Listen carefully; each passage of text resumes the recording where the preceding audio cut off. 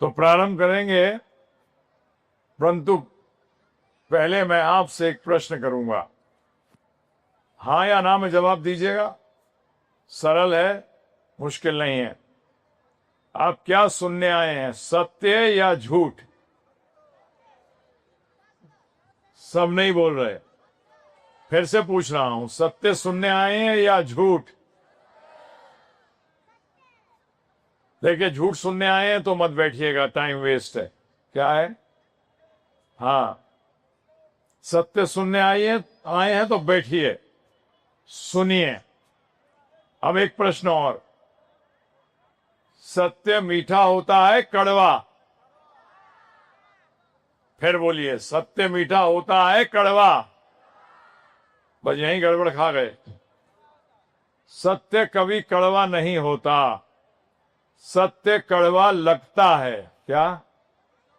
सत्य कड़वा लगता है, सत्य कभी कड़वा नहीं होता। सत्य मीठा था, मीठा है और मीठा रहेगा।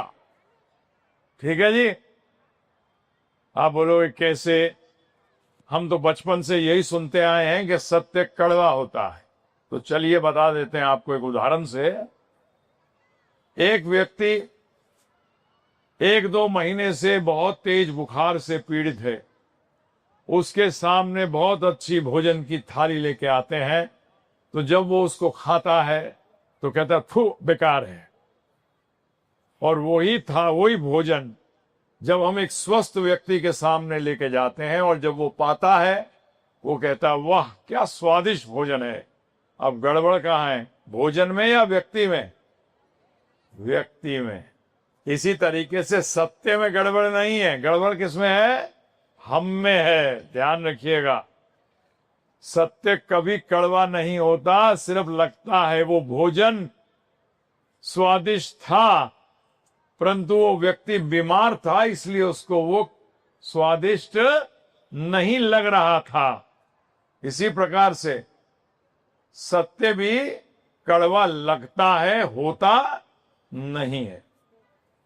तो आज जैसे आप सबने माना है कि सत्य सुनने आए हैं, तो कईयों को कड़वा भी लगेगा, परंतु होगा नहीं। तो जैसे मैं आ रहा था, जब मैं देखा तो मैंने देखा कि अधिकतर जो सब लोग जो थे वो सब अधिकतर तिलक लगाए हुए थे, अर्थात वह गौड़ीय वैष्णव, परंतु मिक्स्ड हैं। कई हैं जो कि अभी नहीं जानते, कई हैं जो जानते हैं परंतु सीरियस नहीं है। तो चर्चा करेंगे भगवत गीता से, क्योंकि हमारे सारे आचार्यों ने, आदि शंकराचार्य, माधवाचार्य, निम्बार्काचार्य, विष्णु स्वामी, चैतन्य महाप्रभु, नित्यानंद जी, रूप गोस्वामी, सनातन गोस्वामी, गोपाल भट्ट गोस्वामी, रघुनाथ दास गोस्वामी, रघुनाथ भट्ट गोस्वामी, जीव गोस्वामी, भक्ति वेदांत स्वामी ठाकुर श्रील प्रभुपाद, सब आचार्यों ने कहा है कि समस्त वेदों का अर्थात समस्त ज्ञान का सार भगवत गीता में है। तो अब प्रश्न उठता है कि हम भगवत गीता को पढ़ें क्यों, जानें क्यों? देखिए ध्यान रखिएगा, पढ़ने में, जानने में और समझने में भेद है। फिर दोहरा रहा हूं, पढ़ने में, जानने में और समझने में भेद है। ये तीनों चीजें एक नहीं है। मैं बहुत लोगों से पिछले करीब 43 साल से प्रचार कर रहा हूं। 26 साल की उम्र में मैंने ये पथ चुना। आज मैं करीब 69 इयर्स का चल रहा हूं। उद्देश्य एक ही था कि जन सामान्य में ये ज्ञान पहुंचाना। प्रश्न उठता है कि ज्ञान लें क्यों?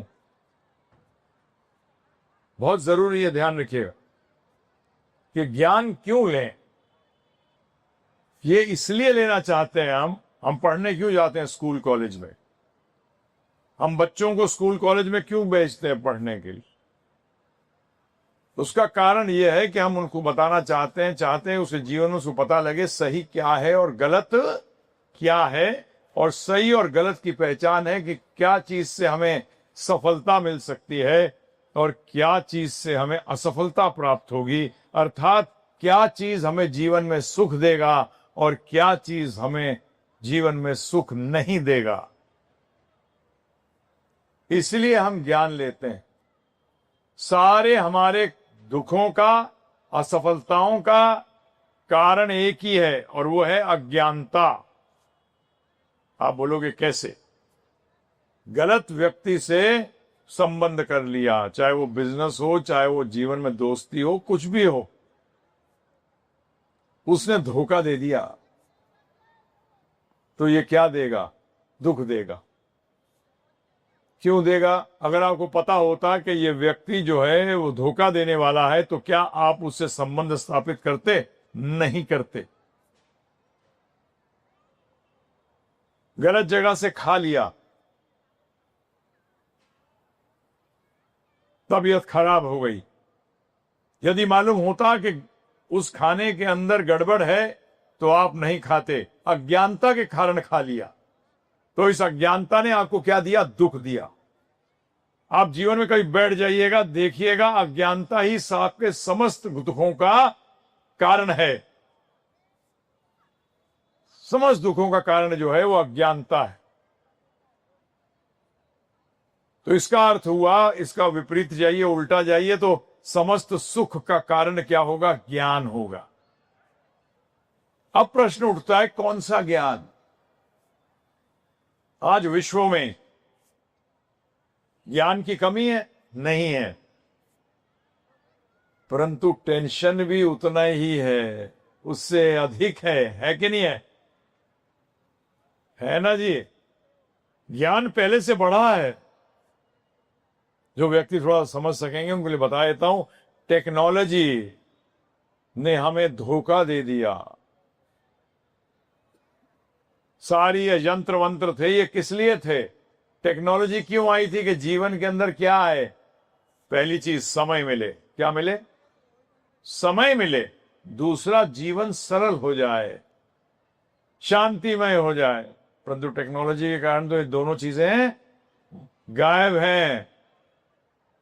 ना तो किसी के पास समय है, जिससे पूछिए समय नहीं है, और पूछे जीवन में शांति है, बोलते हैं वो क्या होती है, पता ही नहीं है। टेक्नोलॉजी फेल हो गई, स्कूल कॉलेज फेल हो गए। उसका कारण क्या है? कभी विचार किया, कभी रुके, कभी सोचा कि दौड़े चले जा रहे हैं? नहीं, भाग रहे हैं बस। आप ये नहीं देख रहे कहां भाग रहे हैं। भाई क्यों भाग रहे हो? वो भाग रहा है। उससे पूछो आप क्यों भाग रहे हो, तो वो भाग रहा है, इसलिए मैं भी भाग रहा हूं। सब भाग रहे हैं। मैं जब कॉर्पोरेट्स में लेक्चर देता हूं तो कई बार आप बाद में बोलते हैं मुझसे आके, बोले सर हम तो रैट रेस में हैं, चूहों की दौड़ में हैं। मैंने कहा यही तो गड़बड़ हो गया, आपने आपको चूहा मान लिया। अरे मनुष्यों की दौड़ में दौड़ो। इतना ज्ञान आने के बाद फिर भी दुखी हैं लोग, और ज्यादा अधिक दुखी हैं। क्या कारण है? कभी सोचा? मेरे पिताजी ने जो मेरे लिए जीवन छोड़ा, जो हमारे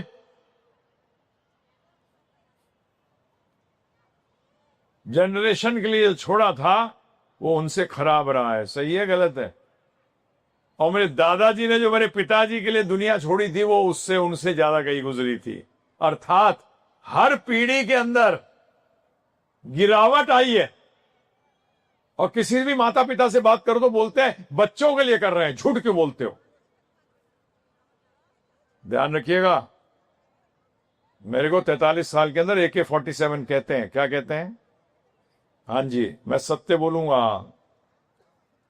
मक्खन लगवाना है कहीं और जाओ, मक्खन खाना है मेरे पास आओ। हमारे गुरुदेव प्रभुपाद यही कहते थे। मैं आपको मक्खन मारने नहीं आया, मक्खन खिलाने आया हूं। अब बीमार हो तो कड़वा लगेगा ही, क्या करूं? तो कभी विचार किया हमारे माता पिता, हमारे पूर्वज कहां गड़बड़ कर गए, कहां गड़बड़ कर गए जिसके कारण कि आज हमारी ये दशा है। और हम लोग आज अपने जो बच्चों के लिए जीवन छोड़ के जा रहे हैं वो इससे गया गुजरा है। दादा बनते हैं, दादी बनते हैं, नाना बनते हैं, नानी बनते हैं, पर जो पोते और पोतियों के लिए, नाती और नातियों के लिए क्या दुनिया छोड़ के जा रहे हैं हम। कभी विचार किया, कभी सोचा, कभी जानने की कोशिश करी कि क्या इसको सुधारा जा सकता है? किस चीज की कमी है हमारे जीवन के अंदर? क्या है जो कम है? क्या है वो कौन सा ज्ञान है? बस भागे चले आज।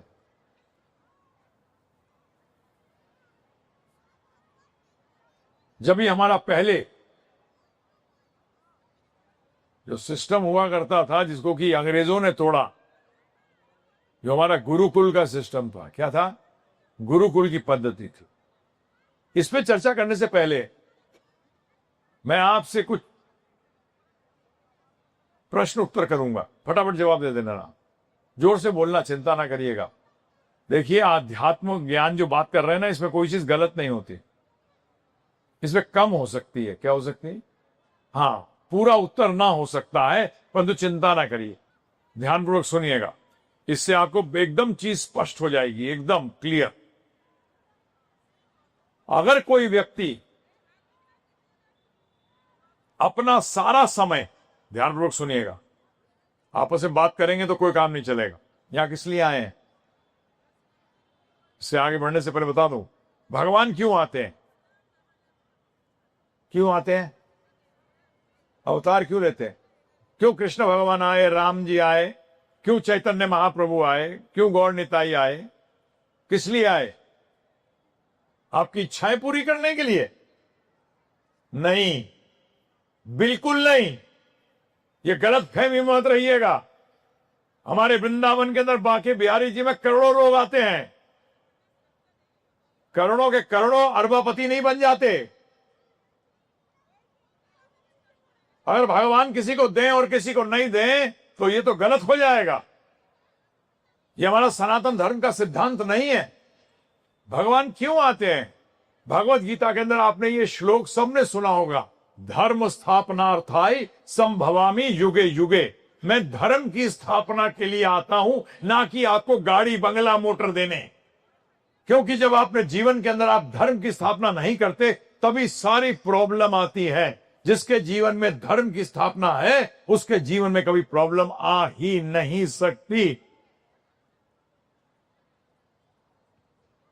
भक्त के जीवन में आपको लगेगा अरे ये भी तो दुखी है, नहीं, आपको लगता है, परंतु वो दुखी नहीं है। और जो भक्त कहता है मैं दुखी हूं, वो भक्त नहीं है। जो भक्त कहता है मैं दुखी हूं, वो भक्त नहीं है, अभी भक्त बनने की कोशिश कर रहा है। अंग्रेजी में इसको कहते हैं अप्रेंटिस। क्या कहते हैं?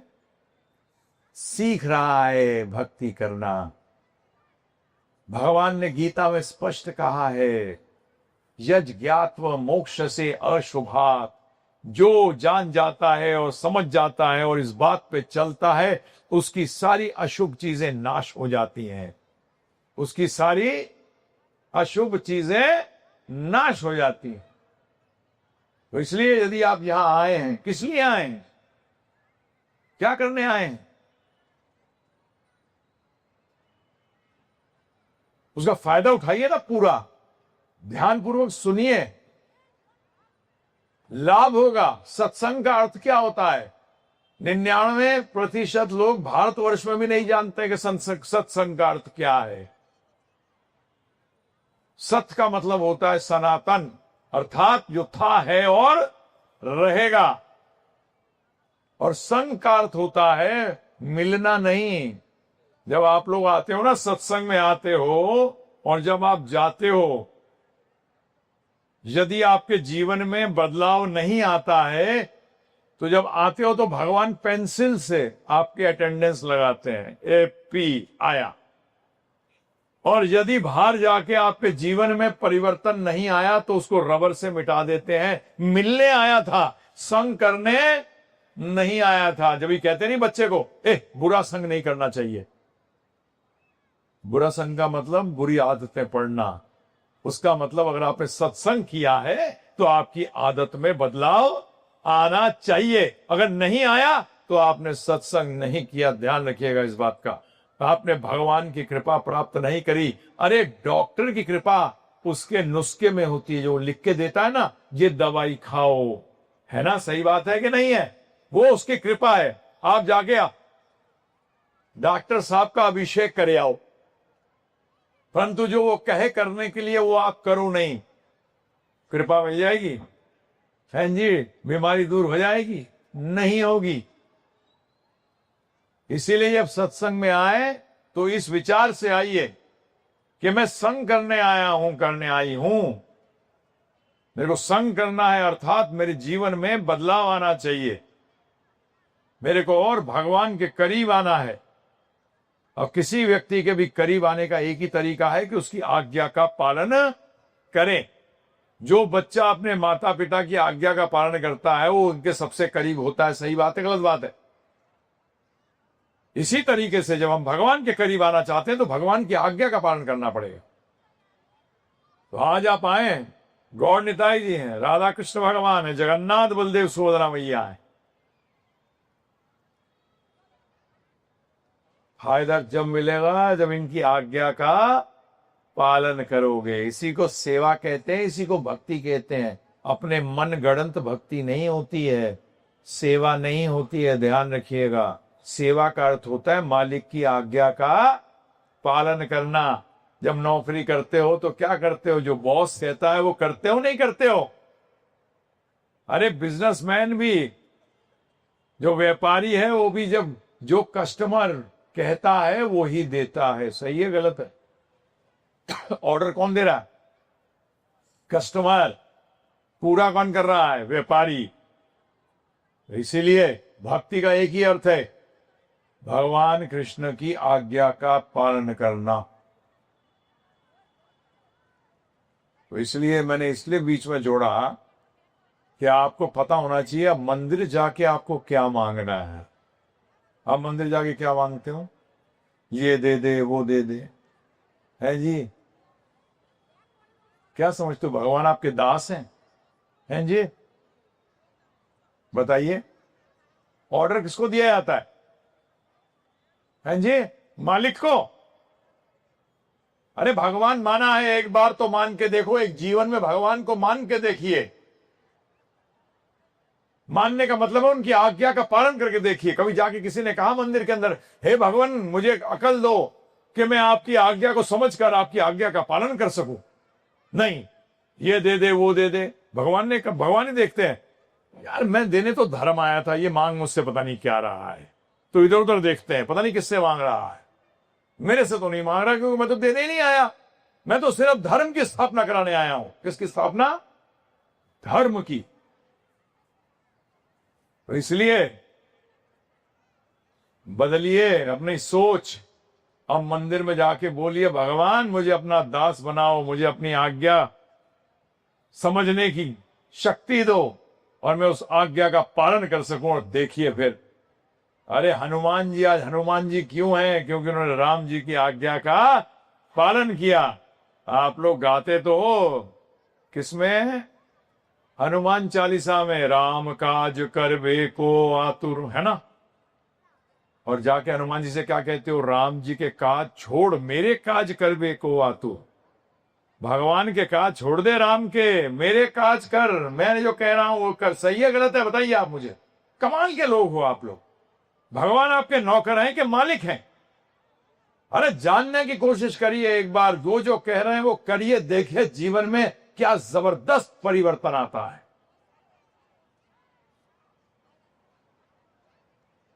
तो वापस आता हूं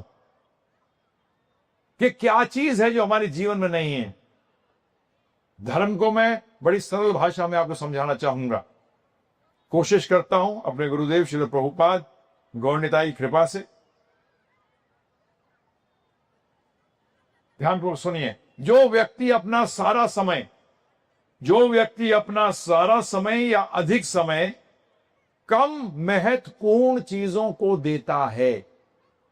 सुनते रहिए, जो व्यक्ति अपना सारा समय, जैसे उदाहरण, एक विद्यार्थी अपना सारा समय या अधिक समय पढ़ाई छोड़कर बाकी चीजों में देता है, वो ज्ञानी है या अज्ञानी? बोलिए,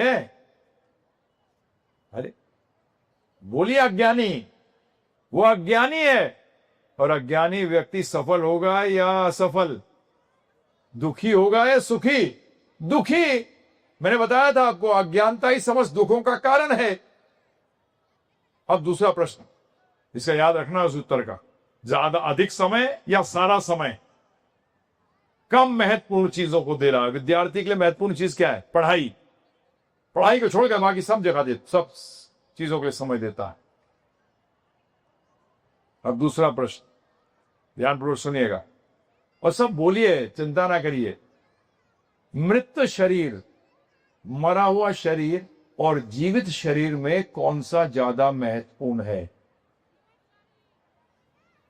बोलिए। जीवित शरीर और मृत शरीर में ज्यादा महत्वपूर्ण है जीवित शरीर। जीवित शरीर और मृत शरीर में क्या चीज है जो दोनों में है? नहीं, जो दोनों में है, एक में है एक में नहीं है, नहीं बात कर रहा मैं बोल रहा हूं दोनों में जो है शरीर। मृत शरीर में भी शरीर है और जीवित शरीर में भी शरीर है। अच्छा जी, तो फिर जीवित शरीर मृत शरीर से क्यों ज्यादा महत्वपूर्ण हो गया? ऐसा बताओ जो कि अज्ञानी व्यक्ति भी समझ जाए। एक में जीवन है और एक में नहीं है। यह आत्मा खात्मा नहीं जानता। ज्यादा बड़ी बड़ी बातें करते हैं, बोलते हैं अंग्रेजी बोल लिया है, चले जाओ लंदन, वहां आपको लोग मिलेंगे। मैं संप्रदाय उस समुदाय की बात नहीं कर रहा, वो अंग्रेजी फराटे से बोलते हैं। उनको बोलते आप पढ़ के सुनाइए, और पढ़ना नहीं आता। तो यही हमारी हालत है। आत्मा की बात करते हैं तो आत्मा क्या है पता नहीं है। इसलिए क्या चीज है? एक में जीवन है और एक में जीवन नहीं है। तो आप बताइए, शरीर ज्यादा महत्वपूर्ण है कि जीवन? जीवन। और आप अपना पूरा जीवन तो समझने के लिए शरीर को लगा रहे हैं, जीवन को तो कहीं सिखाया ही नहीं जा रहा। बताइए, किस स्कूल में, किस कॉलेज में जीवन की शिक्षा दी जा रही है? आप कहोगे डॉक्टरी में। डॉक्टरी में शरीर की शिक्षा है, जीवन की नहीं है, चेतना की नहीं है। जो ज्यादा महत्वपूर्ण चीज है उसके लिए आपके पास समय ही नहीं है। सही है गलत है? बताइए आप मुझे। तो आप अज्ञानी हुए कि ज्ञानी? अरे बोल दो मुंह से, अज्ञानी हुए। और अज्ञानी व्यक्ति सुखी होगा कि दुखी? दुखी। आज सारे विश्व का प्रॉब्लम यही है। और इसी जीवन को समझने के ज्ञान को धर्म कहते हैं, आध्यात्म कहते हैं। धर्म और कोई चीज नहीं है। धर्म समझना है जीवन क्या है क्या जीवन? आध्यात्म के बारे में अर्जुन ने प्रश्न किया भगवान कृष्ण से भगवद गीता में कि भगवान आध्यात्म क्या है? तो भगवान ने उत्तर दिया, आत्मा के स्वभाव को समझने को ही आध्यात्म कहते हैं, धर्म कहते हैं। तो भगवान गीता में क्या कहते हैं? यही धर्म को स्थापना करने के लिए मैं बार बार आता हूं, क्योंकि व्यक्ति भूल जाता है जीवन के बारे में, पूरा समय शरीर के बारे में लगाता है। यही दुर्योधन कर रहा था, राजा बनना चाहता था। कितने दिन रहे पर राजा बनोगे? चलिए आपको बताता हूं जीवन कितना लंबा है। अभी आप ही से बात करता हूं, इसमें किसी को मुझे पकड़ना पड़ेगा, किसी से बात करनी पड़ेगी। एक व्यक्ति से, प्रभु जी आप में से किसकी शादी 20 साल हो गए हैं? जरा उठिए, खड़े हो जाइए, एक जरा खड़ा हो जाओ। 20 साल हो गए शादी है? किसी की नहीं है? 20 साल हो गए? 20 साल हो गए प्रभु जी, ऐसे निकल गए एक चुटकी में। सोचो, चुटकी में निकल गए तो 5 चुटकी में 100 साल निकल गए। जीवन कितना लंबा है, हैं? जो कम उम्र के हैं, मैं कॉलेज स्कूल्स में जाता हूं तो पूछता हूं, मैंने बेटा क्या कर रहा है? वो ग्रेजुएशन, मैंने 10वीं पास करे, कितने साल हो गए? बोलते 5 साल। मैंने 5 साल कैसे निकले? बोले ऐसे निकल गए। बोलते हाँ, एक चुटकी में निकल गए। मैंने 20 चुटकी में जीवन निकल गया।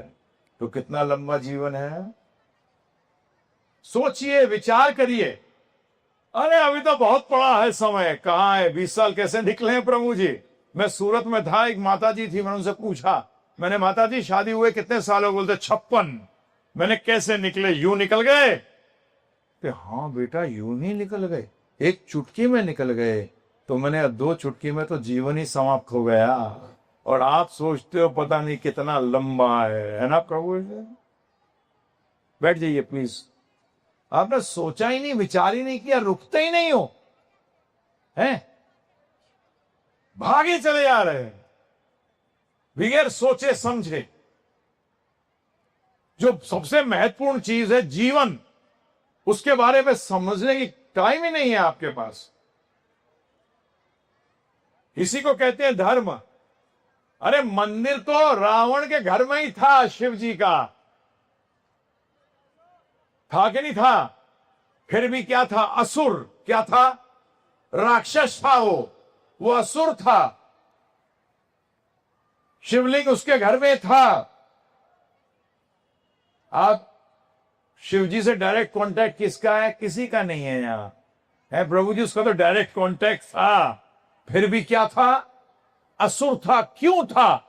क्योंकि वो भगवान की आज्ञा का पालन नहीं कर रहा था। वो अपनी आज्ञा लगा के भगवान से करा रहा था। सही है गलत है बताइए आप मुझे? वो अपनी चला रहा था।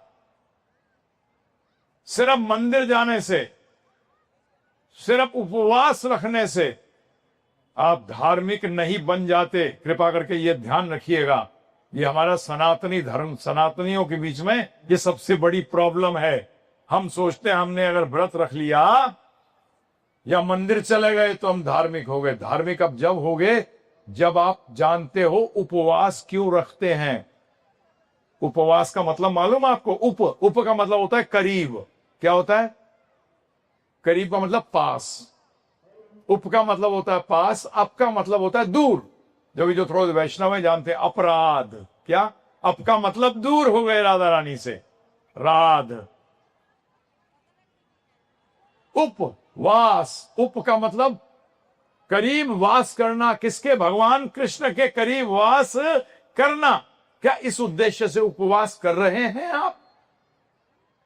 बताइए आप मुझे। शनि जी का उत्तरे की, मैं तो अपने जीवन में देख रहा हूं, 45 साल 50 साल पहले शनि जी का मंदिर नजर नहीं आता था। एक कथा पता है ना आपको? शनि जी लंगड़े हैं।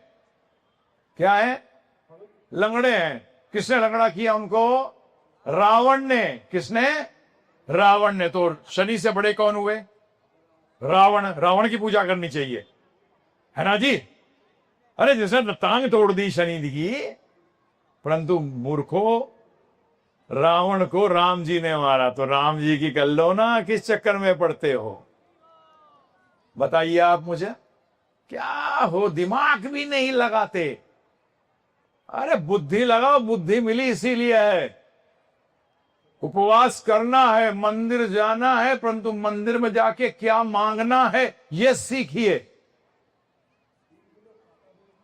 धर्म क्या है ये जानिए। ये जीवन का ज्ञान, ये है धर्म। इसी को देने के लिए कैसे पता लगता है? आप कहोगे कैसे प्रभु जी, धर्म कैसे है जीवन का ज्ञान? जब अर्जुन ने कहा कि हे भगवान, मुझे समझ नहीं आ रहा, मुझे क्या करना चाहिए? मैं अब आपका शिष्य हूं, आपके शरणागत हूं। शिष्यस्त्यम माम साधि प्रपणम, मैं आपका शिष्य हूं, मुझे कृपा करके बताइए मैं क्या करूं? तब भगवान ने उसको धर्म की शिक्षा दी। किसकी शिक्षा? धर्म की। और धर्म कहां से प्रारंभ किया उन्होंने? न त्वम एव जातु नाशम न त्वम नेमे जनाधिपा। कि हे अर्जुन, कभी ऐसा समय नहीं था जब तू नहीं था, मैं नहीं था और ये राजा नहीं थे, और कभी ऐसा समय नहीं आएगा जब तू नहीं होगा, मैं नहीं होगा और ये राजा नहीं होंगे। अर्थात दहीनी अस्मिन यथा देहे कौमारम यौवनम जरा। अर्जुन, तू आत्मा है। तू क्या है? शरीर नहीं है। ये धर्म की शिक्षा यहां शुरू होती है। आप लोग पता नहीं, आप इतने किस्मत है, आपकी भाग्य इतना अच्छा है आप सबका कि आपको मनुष्य शरीर भारतवर्ष में प्राप्त हुआ। कहाँ हुआ? भारतवर्ष में प्राप्त हुआ। और आपको सनातन धर्म से, देखिए, पैदा होने से धर्म नहीं हुआ करते, ये दिमाग से निकाल दीजिएगा, ये दिमाग से निकाल दीजिए। मेरे पिताजी फौज में ऑफिसर थे। मेरा उस टाइम मेरे पिताजी का जो पोस्टिंग थी वो दिल्ली हुई थी, और वो भी लाल किला में। लाल किला आधा जो है वो आर्मी के पास है और आधा टूरिस्ट के लिए दे रखा है गवर्नमेंट ने। तो मैं वहां से मिलिट्री हॉस्पिटल कम से कम 35 किलोमीटर दूर है। मैं 7 महीने में पैदा हो गया। तो माँ जो थी जामा मस्जिद के पास ही जनाना हॉस्पिटल था, वहां चली, मैं वहां पैदा हुआ। आज अगर नर्स ने उठाकर मुझे उठाकर किसी मुसलमान माता के पास रख दिया होता और उनका बच्चा उठा के मेरी माँ के पास रख दिया होता तो क्या होता? इसलिए समझना पड़ेगा, एक चीज ध्यान रखिएगा कि धर्म का शरीर से कोई लेना देना नहीं है। आज दुख की बात यह है कि सनातन धर्मियों को ही मालूम ही नहीं कि सनातन धर्म होता क्या है। और मैं बड़ा ओपनली बोलता हूं, सनातनियों को कट्टर होना पड़ेगा, परंतु कट्टरता का मतलब नहीं है कि आप किसी से दुश्मनी करें। कट्टर होना पड़ेगा, परंतु कट्टर का अर्थ नहीं है कि आप किसी से दुश्मनी करें। मेरे साथ लोग जुड़े हुए हैं जो कि आर्मी में हैं, फौज में हैं, पाकिस्तान बॉर्डर पे हैं, चाइना बॉर्डर पे हैं। वो कहते हैं मुझसे कि गुरुजी कभी भी गोली लग सकती है, मर सकता हूं। उस टाइम क्या सोच होनी चाहिए? क्योंकि भगवान ने गीता में कहा है, मरते समय जो तेरी सोच होगी वैसे ही अगला जन्म तुझे प्राप्त होगा। तो मैं उनसे एक ही चीज कहता हूं, पाकिस्तानी से दुश्मनी मत कर लियो, अगला जन्म पाकिस्तान में हो जाएगा, फिर तू भारतीयों से लड़ेगा। क्या करेगा? तो बोलते करें क्या? मैंने कहा ड्यूटी समझ कर लड़। मैं उन अच्छे लोगों के लिए लड़ रहा हूं जो भारतवर्ष में हैं, जो वैष्णव हैं, कि वो भक्ति आराम से कर सकें, इसलिए लड़ रहा हूं। उस मनोस्थिति में मरेगा तो वापस नहीं आएगा, सनातन धर्म में और आगे बढ़ेगा। और आपकी जानकारी के लिए, आज इस विषय पर समय नहीं है, कल चर्चा करेंगे, परंतु एक चीज बता दूं, पूरा विश्व सनातन धर्मी ही है। हर व्यक्ति, क्योंकि सनातन धर्म का हमारे गुरु महाराज श्रील भक्ति विनोद ठाकुर जी ने एक बड़ी जबरदस्त बात कही है। उन्होंने कहा है, हमारे धर्म का नाम है जैव धर्म। क्या नाम है? जैव का मतलब जीव का धर्म, सनातन धर्म का मतलब है जीव का धर्म। और हर व्यक्ति जिसके अंदर चेतना है, हर योनि में जिसमें चेतना है, उसमें आत्मा है, उसमें आत्मा है। और भगवान कृष्ण कहते हैं गीता के अंदर, ये सारी आत्माओं का पिता मैं हूं।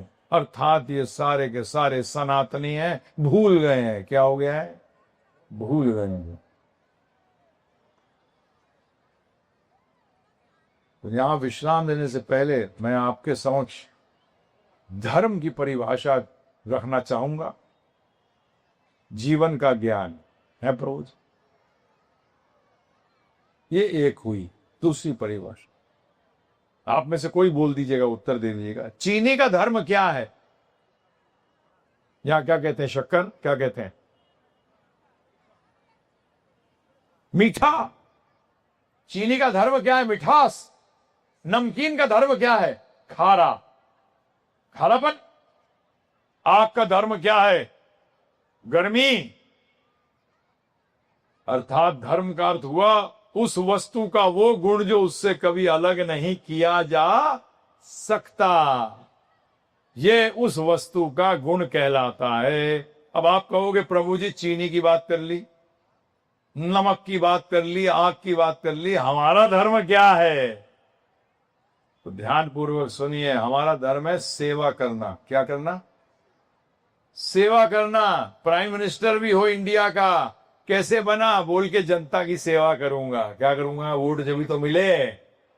चाहे अमेरिका का प्रेसिडेंट हो, राष्ट्रपति हो, वो भी इसलिए जीता, बोलने का तुम्हारी सेवा करूंगा। बिजनेसमैन तो दिन रात कस्टमर की सेवा करता ही है, और नौकरी करने वाला तो सेवा कर ही रहा है। इसका अर्थ यह हुआ कि हर व्यक्ति सेवा कर रहा है।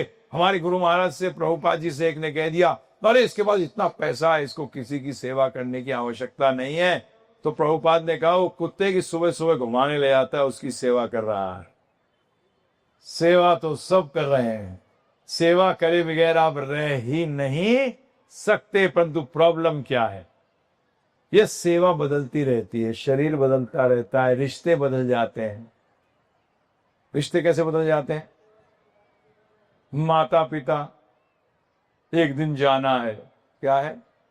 एक दिन जाना है। देखिए, माता पिता को आशीर्वाद भी देना नहीं आता आजकल।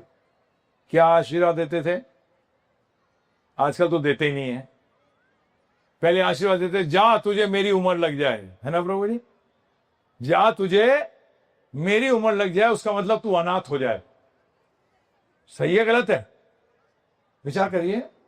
अगर माता पिता कहें कि जा मुझे मेरी उम्र तुझे लग जाए, तो कौन मरेगा? माता पिता मरेंगे। जब वो मरेंगे तो बच्चा क्या हो जाएगा? अनाथ हो जाएगा। तो देखा क्या क्या आशीर्वाद दे रहे हैं। कमाल है। अरे आशीर्वाद देना भी नहीं आता। तो धर्म, सेवा बदलती रहती है। और देखिए, बदलती हुई चीज में कभी खुशी नहीं मिलती, ध्यान रखिएगा। टेंशन रहती है। क्या रहती है? टेंशन रहती है। डर यही रहता, चले ना जाए, चला ना जाए, चला ना जाए, चला ना जाए। भाई ये जाना है, यही एक हकीकत है, यही एक सत्य है। भगवत गीता में भगवान ने कहा है, ये बदलाव ही तो एक ध्रुव है। बदलने का मतलब है मृत्यु। गाड़ी भी एक दिन खराब होगी, पुरानी होगी, छोड़ोगे। तो क्या हुआ? गाड़ी के साथ आपका जो रिश्ता था, उसकी क्या हुई? मृत्यु हुई। मेरे दोस्त कई बार लिख देते हैं व्हाट्सएप में कि ये हमारा ये डेथ हो गई इसकी। मैं तो, ये खबर थोड़ी है। किसी की मृत्यु हो जाना खबर नहीं है, ये तो अटल सत्य है, होना ही है। क्यों नहीं समझते आप लोग? हम लोग सब जाने के लिए आए हैं, यही सत्य है। भगवत गीता में भगवान ने एक ही चीज को ध्रुव कहा है, जो अटल है, जो होगी।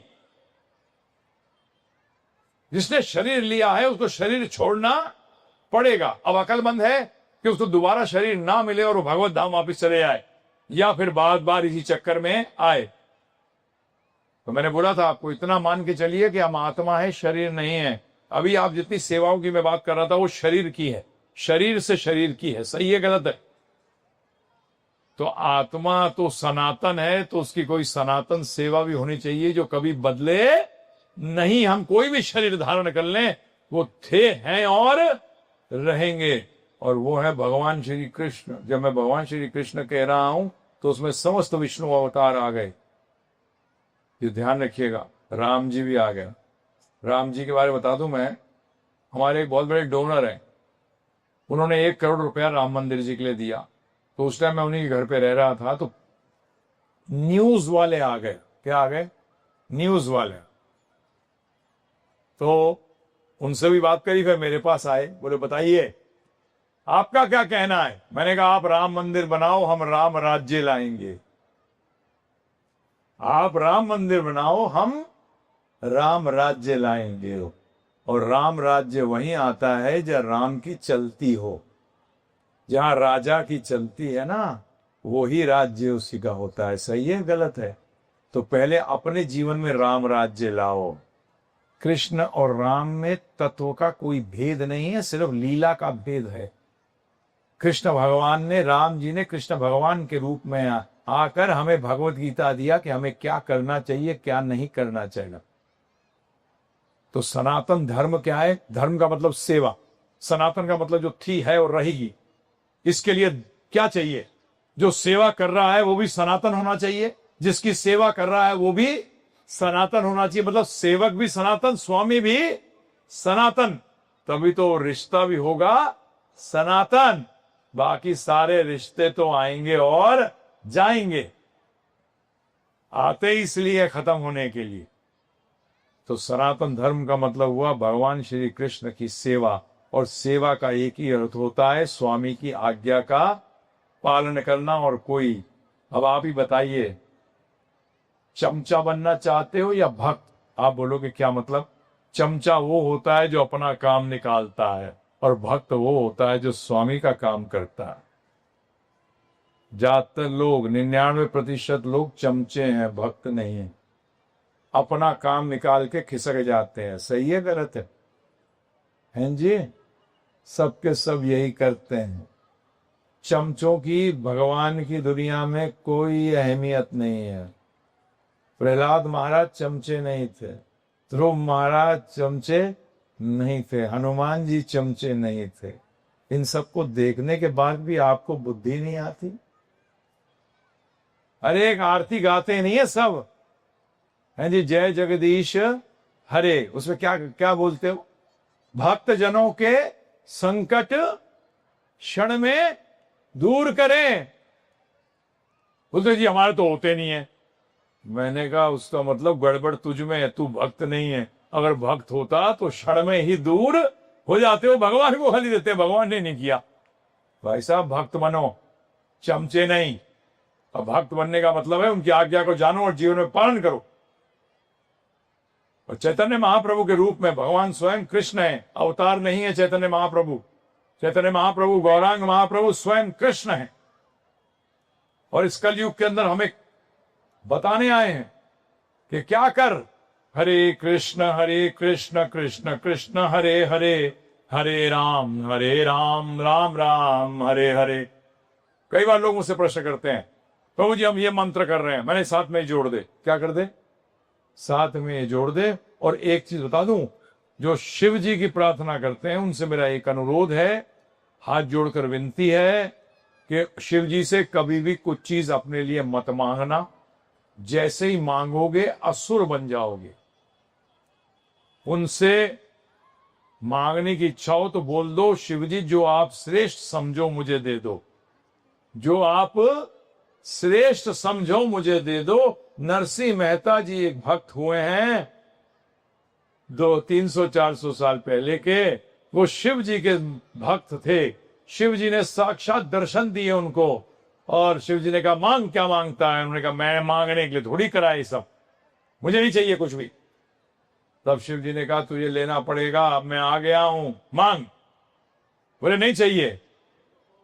शिव जी बोले नहीं, बगैर तुझे, तू मांगेगा नहीं जब तक मैं जाऊंगा नहीं, और जब तक मैं तेरे से खुश नहीं हूंगा। तब नरसिंह मेहता जी ने कहा अपनी सबसे प्रिय जो आपको चीज लगती है वो दे दो। उन्होंने पार्वती जी नहीं दी उनको, उन्होंने उनको कृष्ण भक्ति दी। क्या दी? कृष्ण भक्ति दी। द्वारका ले गए वैकुंठ, कृष्ण भगवान से आमने सामने मिलवा दिया। अब बोला इसको अपनी भक्ति दे दीजिए, कृष्ण भगवान से कहा। तो कृष्ण भगवान ने कहा अरे अगर आप ही बोल देते तो ही मिल जाती उसको। बोलते नहीं, इस बहाने आपसे मिलना भी हो गया। ये आया है, और ये आज मैं अपने जीवन में देख चुका हूं।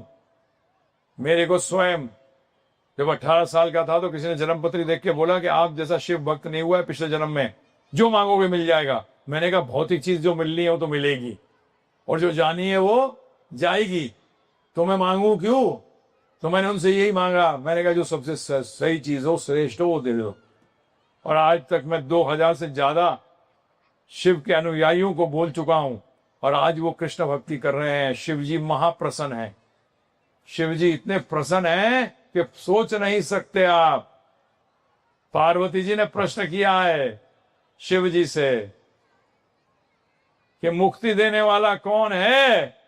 तब शिव जी ने उत्तर दिया है मुक्ति प्रदाता विष्णु रेव ना समस्या, कि मुक्ति प्रदान करने वाले तो विष्णु ही हैं, इसमें कोई डाउट संशय नहीं है, परंतु शिव जी की अवहेलना नहीं कर सकते। वैष्णव नाम यथा शंभु, शिव जी से बड़े कोई वैष्णव ना तो था, ना है, ना कभी होगा।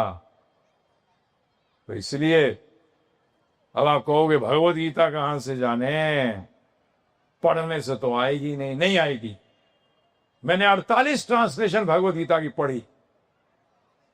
मैं इस्कॉन में था पहले, 25 साल इस्कॉन में रहा, इंडिया का चेयरमैन रहा हूं 2 बार। जब मैं प्रभुपाद को सुना तब मुझे भगवत गीता समझ में आई। इसी उन्हीं का अनुयायी हूं, उन्हीं का शिष्य हूं। हमने एक 18 घंटे का कोर्स बनाया है, फ्री में देते हैं। 18 घंटे में भगवत गीता समझ आ जाएगी, हमारा चैलेंज है। सिर्फ 18 घंटे देना है आपको, वो भी फ्री, आपका समय आपके लिए। वो मैं भागवत से अनुरोध करूंगा कि आपको बताएगा कैसे मिलेगा आपको। तो इसलिए कई प्रश्न करते हैं, भागवत जैसा बच्चा हमारा कैसे हो जाएगा? नहीं हो सकता। पहले तुम बदलो, माता पिता को पहले बदलना पड़ेगा। अरे नीम के पेड़ पे बोलते हो आम निकले, कहां से आएगा? खुद बदलो पहले। समझ में आ रहा है? और यहां मैं विश्राम लेने से पहले आपको इतना बता दूं, भक्त बनने की कोशिश मत करो, शिष्य बनने की कोशिश करो। ग्रेजुएट बनने की कोशिश मत करो, एक अच्छा विद्यार्थी बनने की कोशिश करो। ग्रेजुएट तो बनी जाओगे। प्रभुपाद को फॉलो करो, प्रभुपाद की आज्ञा मानो। आज ये विषय नहीं है, पर इतना बता दूं, कई बार लोग मुझसे पूछते हैं कि इस्कॉन क्यों छोड़ दिया आपने? मैंने नहीं छोड़ा, इस्कॉन ने छोड़ दिया प्रभुपाद को। मैं प्रभुपाद को पकड़ा रखा था, हूं और रहूंगा। भक्ति सिद्धांत सरस्वती महाराज ने कहा है, अरे कभी कभी आते हैं ऐसे जीव जो कि जीव को तार सकें। ये सबकी खेल की मूली नहीं है कि भौतिक जगत से निकाल के भगवत धाम ले जाएं। तो प्रभुपाद हमारे बीच में चैतन्य महाप्रभु ने भेजा। चैतन्य महाप्रभु ने प्रभुपाद जी के बारे में स्पष्ट कहा है, चैतन्य मंगल में आया है।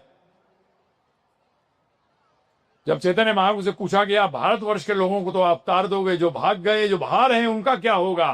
तब चैतन्य महाप्रभु ने कहा कि मैं अपना सेनापति भेजूंगा, वो सेनापति इन सबको बटोर के लाएगा। ये चैतन्य मंगल के अंदर आया हुआ है स्पष्ट रूप में। तो चैतन्य प्रभुपाद जी कोई नहीं है, चैतन्य महाप्रभु के सेनापति हैं।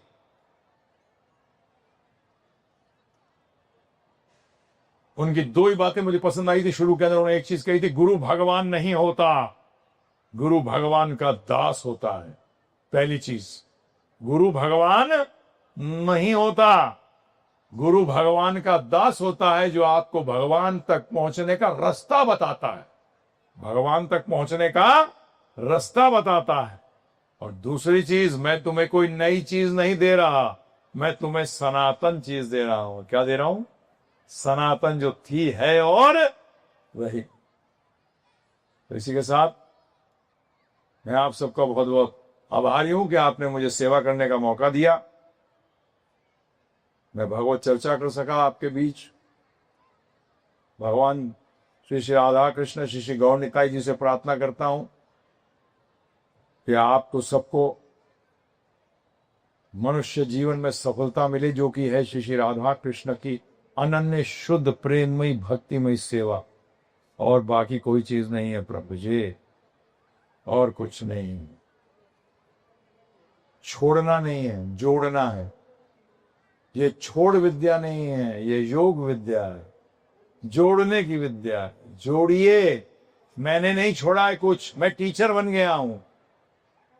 अरे भाई, टीचर भी होने चाहिए, नहीं होने चाहिए? बताइए आप मुझे। छोड़ा कहां? वानप्रस्थ में हूं, धर्म पत्नी है, वो स्वयं LLM है बॉम्बे यूनिवर्सिटी से, high court, Bombay high court में प्रैक्टिस करती थी। तो छोड़ना नहीं, जोड़ना। क्या? जोड़ो। तो बहुत बहुत धन्यवाद आप सबका। फिर से एक बार मैं चाहूंगा कि आप एक बार जयकार लगाएं।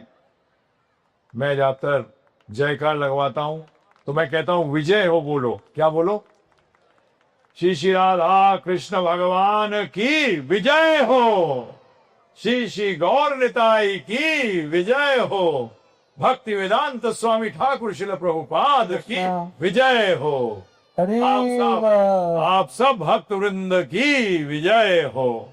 बहुत बहुत धन्यवाद। हरे कृष्णा, राधे राधे।